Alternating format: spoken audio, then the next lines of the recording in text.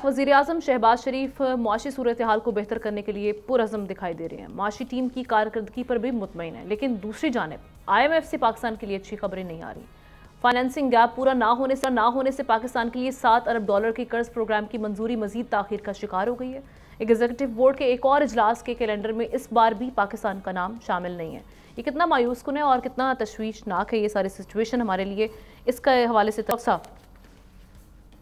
जी, ये डेफिनेटली बैरूनी financing gap को पूरा करने में पाकिस्तान $2 अरब का है, वो अभी तक कामयाब नहीं हुआ है।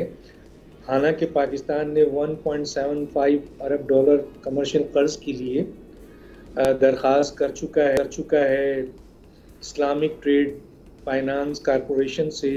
$40 करोड़ जो है वो इस्लामिक डेवलपमेंट बैंक से, $35 करोड़ कर्ज की दरख्वास्त भी कर चुका है और $1.2 अरब आपके सऊदी अरब से भी कर चुका है।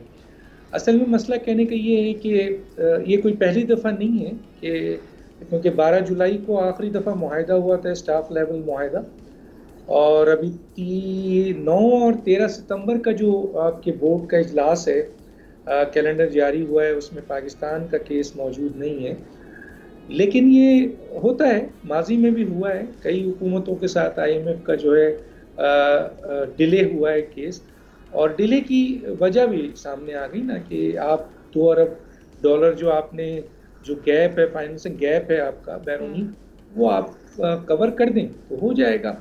तो ये इतना बड़ा मसला नहीं है। IMF तंग करता भी है पाकिस्तान, ज़ाहिर है इस वक्त मौशी बहुत सारे मसाइल के साथ साथ इंटरनेशनल पॉलिटिकल इश्यूज भी है। याद रखिएगा कि IMF का बराह रास्त ताल्लुक़ अमेरिका से है, और वर्ल्ड बैंक हो या IMF हो, इनका कंट्रोल टोटल अमेरिका के साथ होता है। तो इंटरनेशनल इश्यूज़ के ऊपर भी कुछ चीज़ें तय होनी होती हैं। अब ये $7 बिलियन जो पाकिस्तान की हुकूमत कहती है कि हमें मिल गया, जिसके लिए वज़ीर ख़ज़ाना, वज़ीर-ए-आज़म और जो लोग हैं बड़ी मेहनत कर रहे हैं, और ये मिल भी जाएगा इंशाल्लाह। डिले होता है माजी में भी, लेकिन मसला ये है कि और भी कुछ ऐसी चीज़ें हैं जो इंटरनेशनल लेवल पर जो इंटरनेशनल इश्यूज़ होते हैं उसको सॉल्व करना होता है। अभी आप देख रहे हैं कि पाकिस्तान 2 कश्ती पे सवार है, और वो उसकी मजबूरी भी है। एक तरफ चाइना है और दूसरा अमेरिका है, और CPEC एक बहुत बड़ा मेजर इशू है। अब आप देख रहे होंगे कि वो तमाम इश्यूज़ भी हाईलाइट हो रहे हैं, जो जैसे एक तरफ दहशतगर्दी के बलूचिस्तान के इशू आपके सामने आ रहे हैं, दूसरी तरफ फाइनेंशियल जो चीज़ें बड़ी स्मूथली जा रही थी वो भी डिस्टर्ब होनी शुरू हो गई हैं, तीसरी तरफ जो है वो ईरान पाकिस्तान गैस पाइपलाइन का जो मसला था वो भी सामने आ गया है। तो ये चीज़ें पाकिस्तान के लिए मजबूरी है कि वो एक कश्ती पे सवार नहीं हो सकता, क्योंकि इसमें पाकिस्तान की जो पहले की जो हुकूमतें हैं उनकी बहुत सारी गलत इक़दामात की बुनियाद पर ये सारी चीज़ हुई। जैसे मैं हमेशा कहता हूँ कि पॉलिसीज़ पाकिस्तान में भी बनी है और नेशनल पॉलिसीज़ होती हैं, लेकिन हम अपनी पॉलिसीज़ को हमारी आने वाली हुकूमत 3 साल में, 2 साल में किल कर देती है, हालांकि ये बनती है 10, 12, 15 साल के लिए। बैनुल-अक़वामी तौर पर जो दुनिया में हम देखते हैं, चाहे इंडिया देख लें आप, चाहे बांग्लादेश देख लें, चाहे अमेरिका देख लें, वहाँ पॉलिसीज़ चाहे हुकूमत जल्दी ख़त्म भी हो जाए तो पॉलिसीज़ ख़त्म नहीं होती है। तो पाकिस्तान मुआशी तौर पर इस वक्त कमज़ोर है, 2 कश्ती पे सवार है, दोनों को उसको लेके चलना है।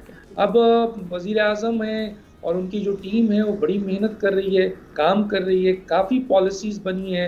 5E जो बना है वो बहुत ही इम्पोर्टेंट है, 2024 और 2029 तक, और जिस तरह से आर्मी जो है स्पेशल इन्वेस्टमेंट फैसिलिटेशन काउंसिल के साथ इस हुकूमत से खड़ी है, मेरा ख्याल है कि ये क्राइसिस से निकल आएगी। अब आउटकम के लिए हम देखते हैं कि कितना इस हवाले से आउटकम आता है।